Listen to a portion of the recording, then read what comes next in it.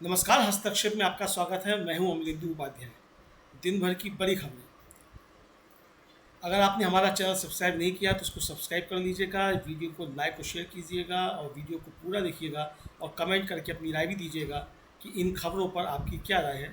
तो आइए देखते हैं दिन भर की बड़ी खबरें। मैं हूं आपके साथ आराधना। आज इस बुलेटिन में बात होगी बैकफुट पर आए चुनाव आयोग की, इंडिया गठबंधन की मजबूती की।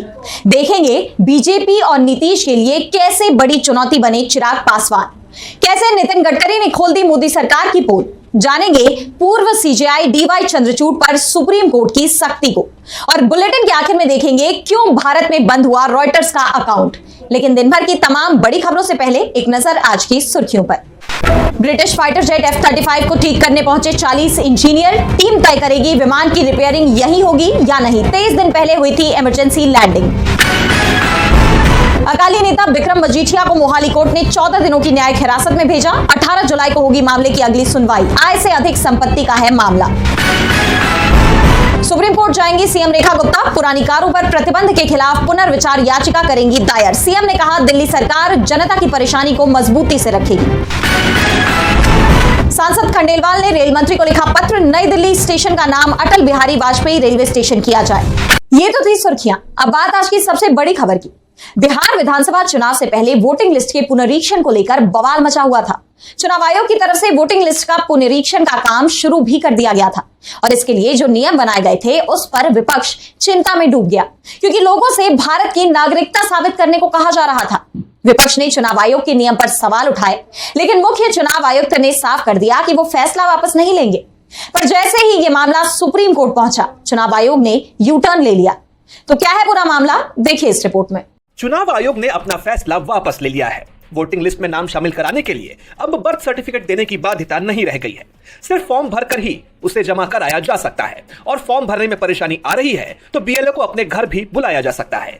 दरअसल बिहार में वोटिंग लिस्ट में सुधार के नाम पर चुनाव आयोग की तरफ से विशेष गहन पुनरीक्षण यानी SIR अभियान शुरू किया गया था। वोटिंग लिस्ट में शामिल लोगों और जो नए वोटर बनने के योग्य हैं, उन सभी से जन्म का प्रमाण देने को कहा गया था। विपक्ष की तरफ से इसे चोरी छिपे देश में NRC थोपने की कोशिश बताया जा रहा था। इंडिया गठबंधन के नेता चुनाव आयोग भी पहुंचे थे और चुनाव आयोग के कदम को लोकतंत्र के खिलाफ बताया था। उन्होंने यह भी कहा था कि आनंद फानन में इस तरह की कोशिश से बिहार में 2 करोड़ लोगों का वोट देने का अधिकार छिन जाएगा। एनडीए के अंदर भी चुनाव आयोग की कोशिशों पर सवाल उठ रहे थे, लेकिन मुख्य चुनाव आयुक्त ज्ञानेश कुमार अपने फैसले से पीछे हटने को तैयार नहीं थे।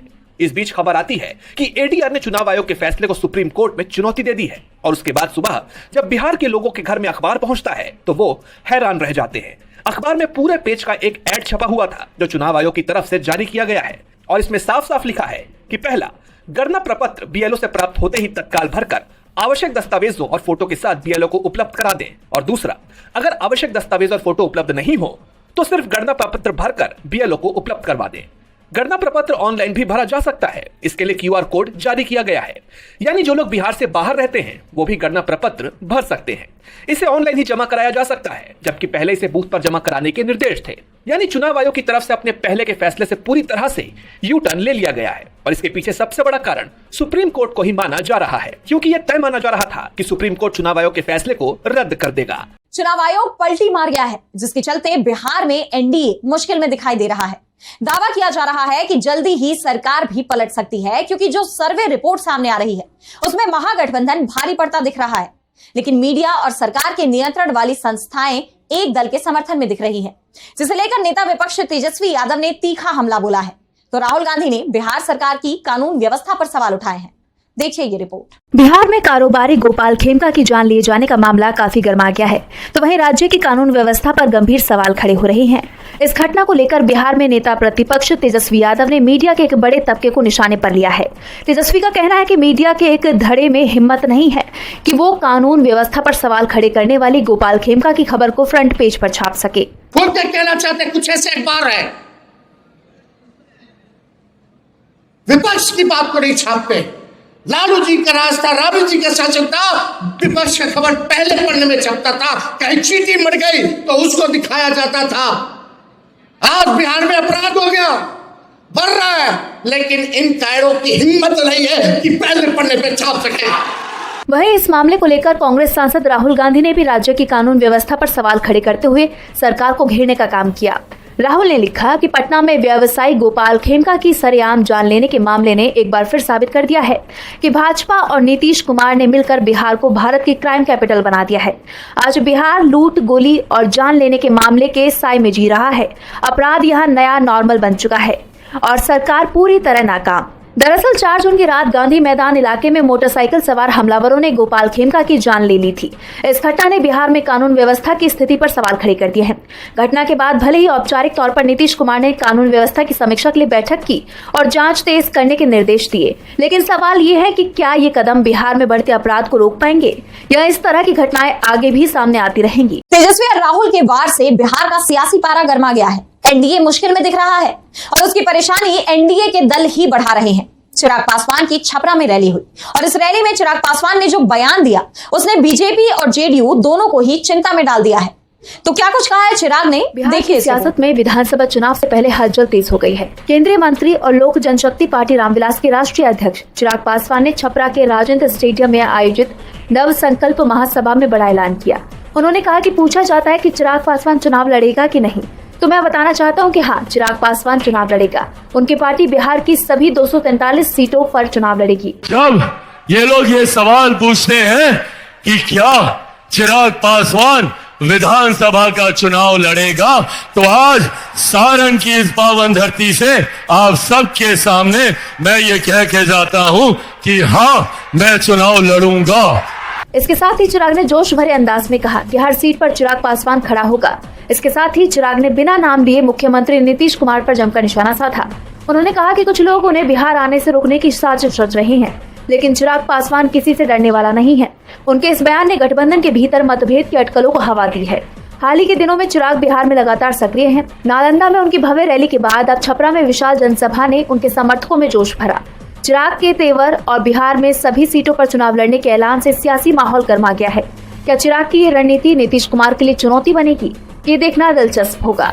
चिराग ने एक बार फिर साफ कर दिया कि वो अकेले चुनाव लड़ सकते हैं, जिसने एनडीए कैंप में संकट का अलार्म बजा दिया है।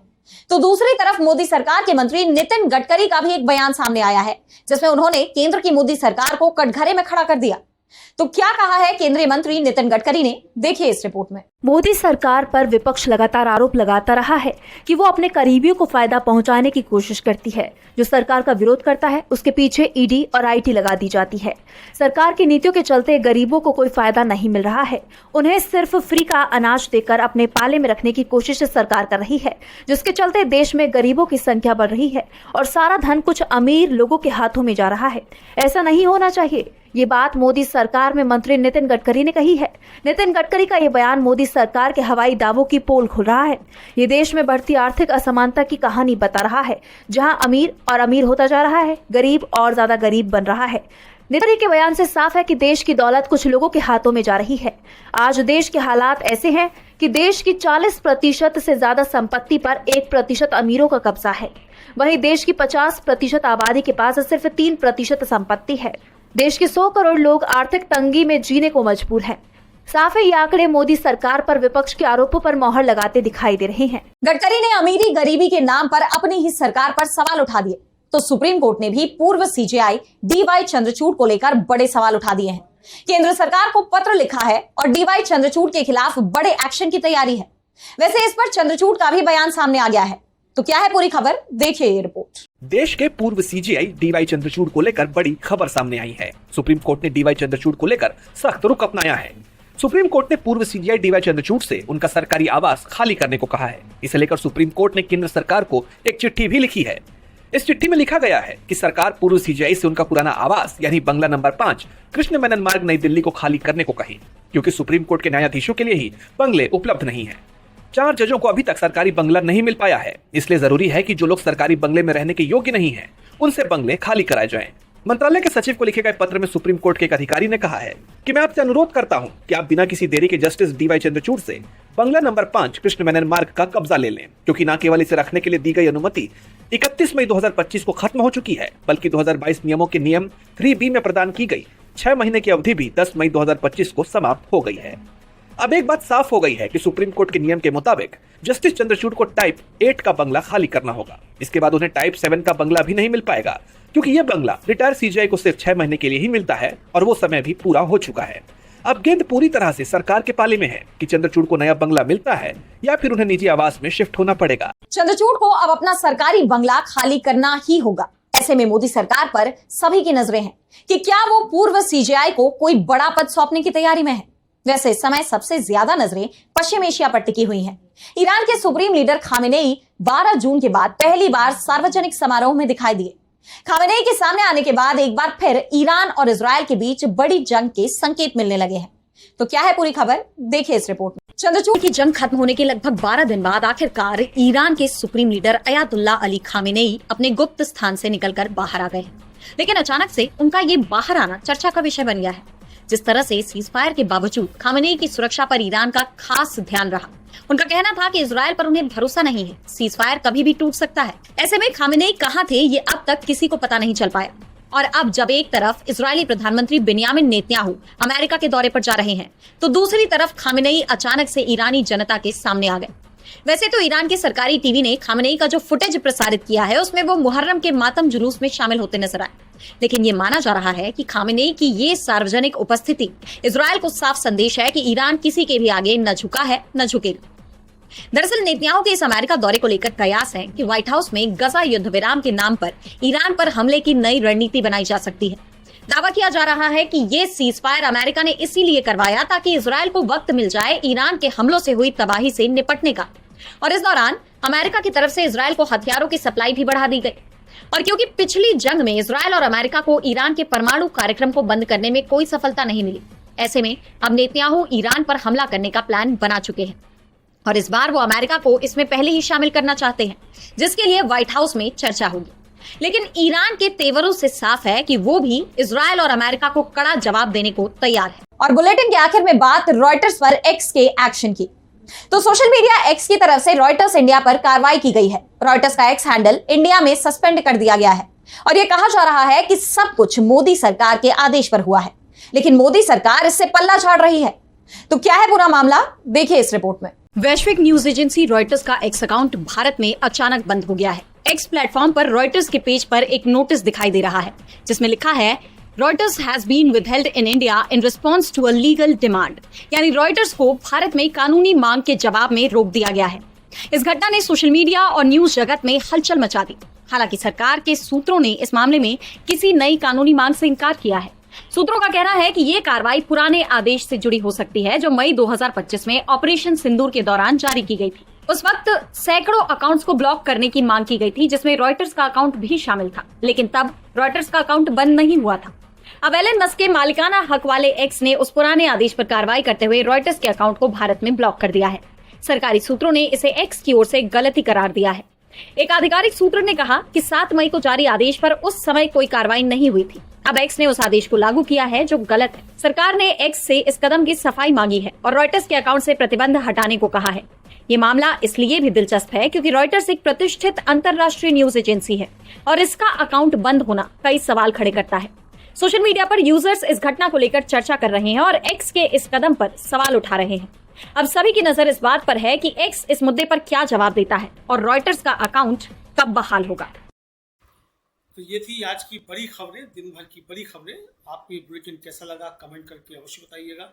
और अगर आपने हमारा यूट्यूब चैनल अभी तक सब्सक्राइब नहीं किया है तो इसको सब्सक्राइब कर लीजिए। वीडियो को ज़्यादा से ज़्यादा लाइक और शेयर कीजिए और सब्सक्राइब करने के बाद बेल आइकन भी दबा दीजिए ताकि अगला वीडियो अपलोड होते ही आप तक सूचना पहुँच सके। धन्यवाद।